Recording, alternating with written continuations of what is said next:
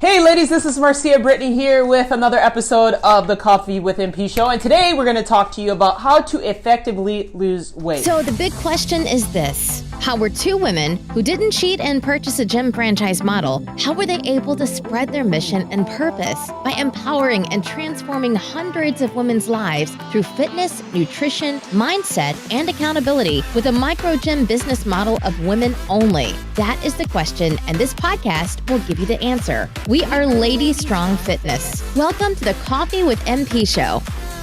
Hey guys, we're back at you again. I'm really excited to talk about today's topic. How about you? Excited as I'll ever be.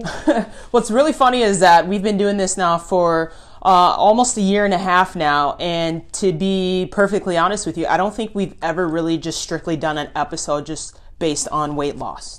Nope. We've always brought up different conversations, bits and pieces, but I don't think we've actually gave them the entire cake. We've only given them a piece of the cake.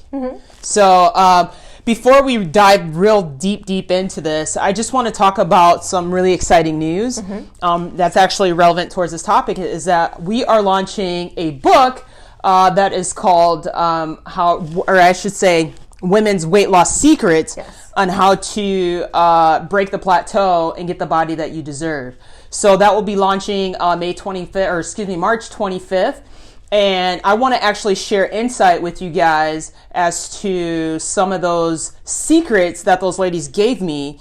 It's really cool because a lot of them shared commonalities. And I think that I don't want to give too much away, but just enough to keep the audience really excited on the edge of their seats to see what's ahead for the end of the month or the end of March. So with that being said, I got some notes here. I always have my handy dandy notes, and I'm just going to share bits and pieces, and I want you to add to this, Brittany. So what I found, I took our top 5% women in the studio who's done exceptionally well with getting the results within our studio. And I said, ladies, listen, I would love for you, if you had to, start all over, put all the weight back on. Can you please let someone such as yourself know how you did it and how are you going to get back to essentially the weight loss? So they did 10 secrets. And it's crazy because some of them, like I said, were similar.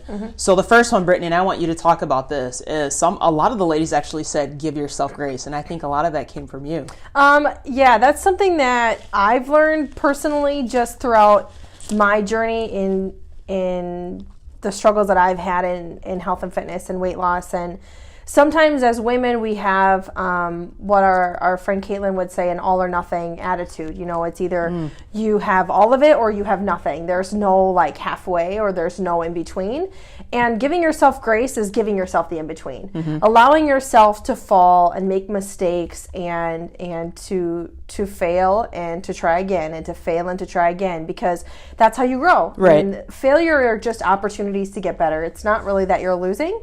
You're just learning, like you would say, you lose or you learn, or you win or you learn, right? Exactly. So that's, I think, where giving yourself grace really comes in, is just allowing yourself to not be perfect, allowing yourself to have good days and to have bad days. I agree. And just understanding that it's all part of the process. Yeah. And it doesn't stay bad forever. For sure. I think for me, I can relate too, because I am my worst critic. And we talked about that yesterday. So it's nice to know that I'm not the only one, and there's, a lot of other people that are dealing with those same type of situations. So thanks for that, ladies. Huge shout out. I'm going to share a couple more that some ladies had. I have another one here.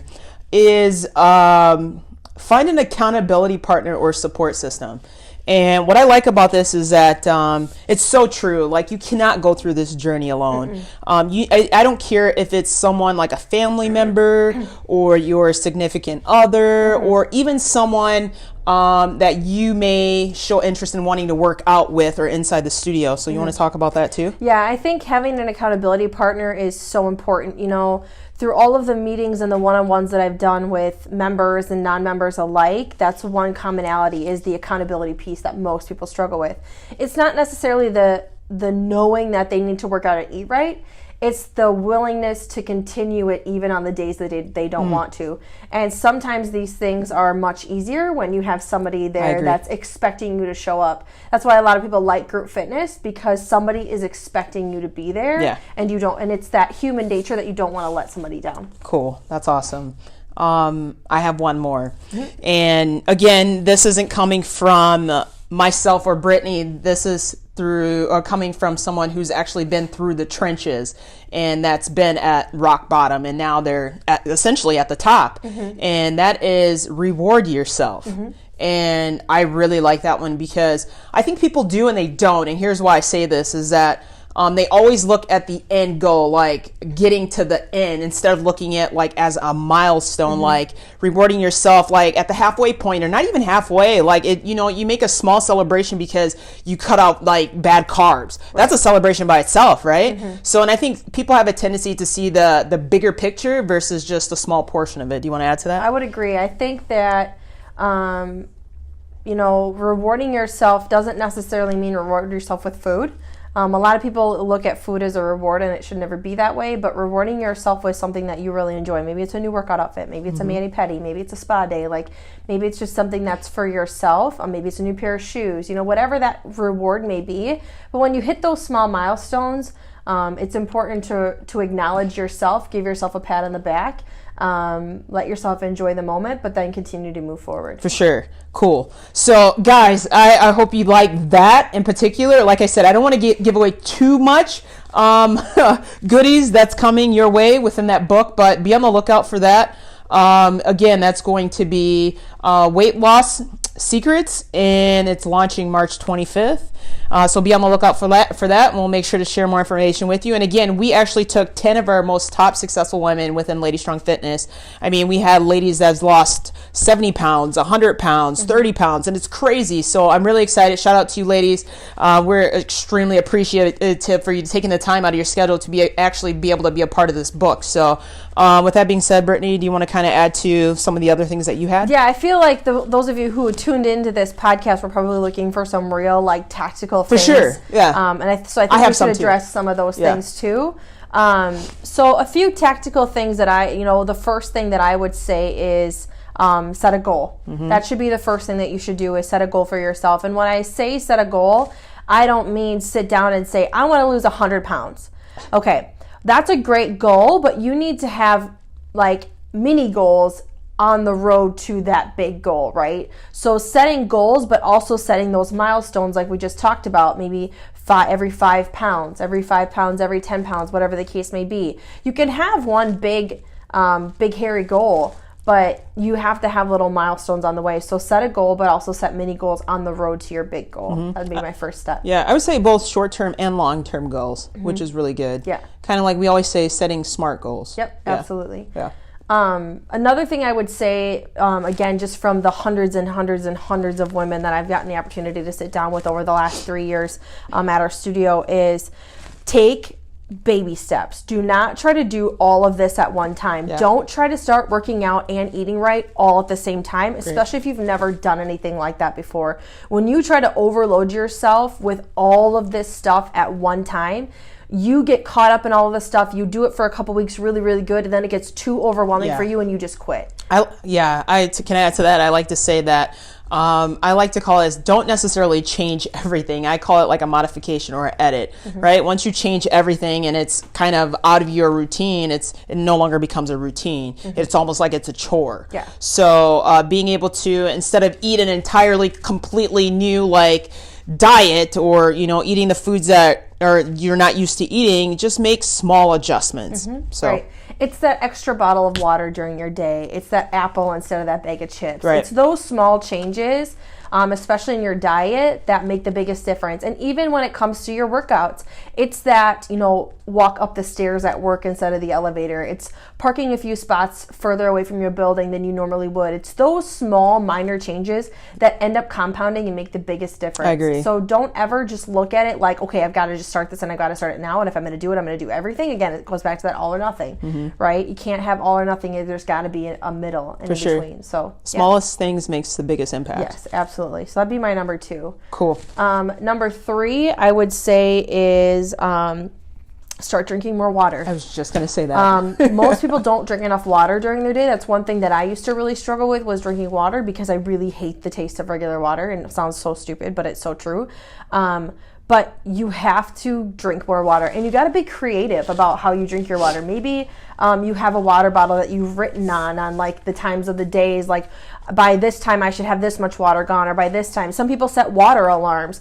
Honestly, I've told girls to set water alarms like every 2 hours a day, and know that you should have drank a bottle of water every 2 hours during your day, because if you have 8 hours in your work day, you drink 8 bottles of water a day, or 8 cups of water a day, that's 64 ounces, which is like a minimum of how much water you should be drinking. So I want to kind of elaborate more a little bit about that. So everybody knows to drink water, but do they really know why? So I want to kind of share some insight as to why you should be drinking water, because water acts as a food suppressant. So some people think that they're hungry and really they're not, and they're just maybe dehydrated.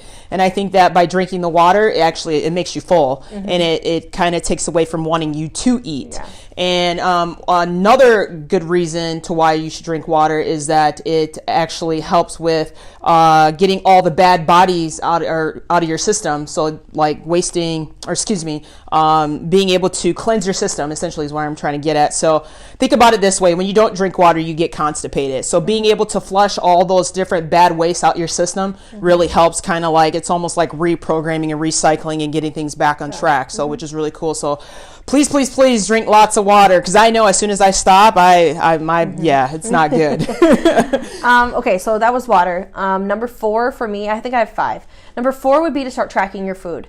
Now, when I mean track your food, I'm not saying like try to hit a certain amount of calories, like try to hit a certain amount of macros. I'm just saying start tracking your food somewhere. Start writing it down, start logging it in MyFitnessPal. Just track it somewhere and just get in the habit. You have to create the habits, right? It takes 66 days to create a habit.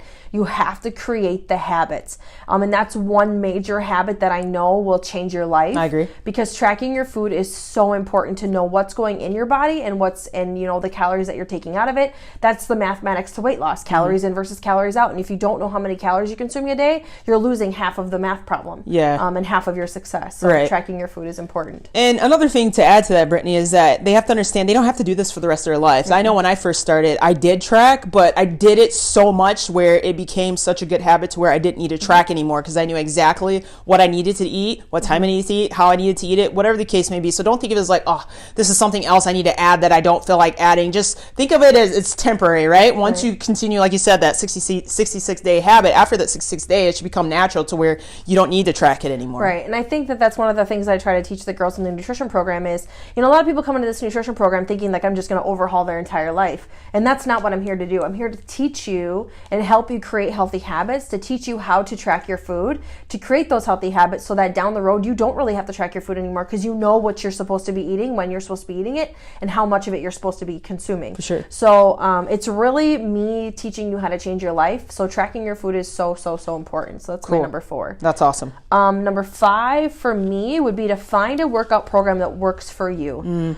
Group fitness is not for everybody. Personal training is not for everybody. Running is not for everybody, right? Bodybuilding is not for everybody. Right. You have to find the workout that fits you best. And I always tell girls, it's like a shoe. Like, you like shoes. So shoes are one of those things that when you buy them, they have to fit, and they have to fit well. And if they don't fit well and you don't like them and they hurt your feet, they'll stay in the box and you'll never wear them. I agree. It's just like a gym membership. Yeah. Think about it. How many people do you know buy gym memberships and they go once or twice and then they never go again because some guy was looking at them in the squat rack, or they walked into this group fitness class and the trainer didn't even pay attention to them and they were so lost they'll never want to go back, or that personal trainer just really was demeaning and mean to them when they went to their first session. Like, you have to find the program, the shoe that fits the best. And when you find the one that fits the best, that you enjoy going to every single day, that makes you want to go back for more, that makes you feel good, that gives you energy, that gives you life, that's the one you stick to. That's so awesome. One that one is. I like to say it, try it before you buy it, because nowadays a lot of fitness centers, or such as ours, like boutique style, they offer some sort of like a complimentary week, right? Yeah. So try it before you buy it. Like, if maybe you're not quite sure, go somewhere else until you'll know where home is once you find it. Yeah, and I think my favorite part about talking to people is like, even if they say no to us, like, well, I'm just trying things out. Absolutely. please do, because I honestly don't want us to be your first choice. Right. I really don't. I want us to be the choice that you've tried 3 other places, right. but we were the one that stuck out. Right. You'll know which one sticks out for you. For sure. But you just have to take your time and find the place that works best for you, because exactly. this is a huge part of your journey. It's a huge part, and it needs to be exactly what you're looking for. So that would be my number 5. I completely agree. Other than that, I think those are like the basics, the top 5 things that I really think that are going to help you to start losing weight effectively. Because here's the thing, ladies. We could have sat here and told you, well, if you eat this many carbs and you eat this much protein and you eat this much fat and you do these many workouts a week, then you'll probably lose much. At the end of the day, that stuff will come when you start working out and you start making these last 5 changes that we just talked about.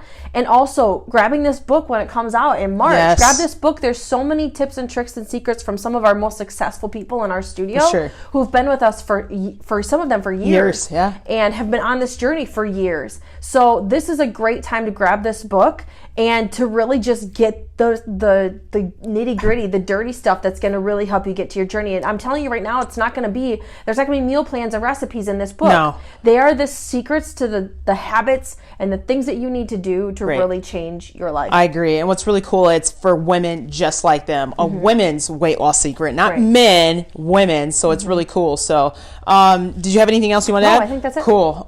This was like, we were dropping bombs left and right. This is awesome. So guys, thank you so much for tuning in with us today. And we hope to catch you on the next episode of Coffee with MP Show. Take care, guys. Bye. Bye. Thanks for joining us today. If you like this episode, subscribe to our YouTube channel or find our podcast on iTunes, Google Play, Spotify, or whatever your favorite place is to listen to podcasts. And if you really liked this episode, please leave a review for us on iTunes. Thanks, and we'll see you next week.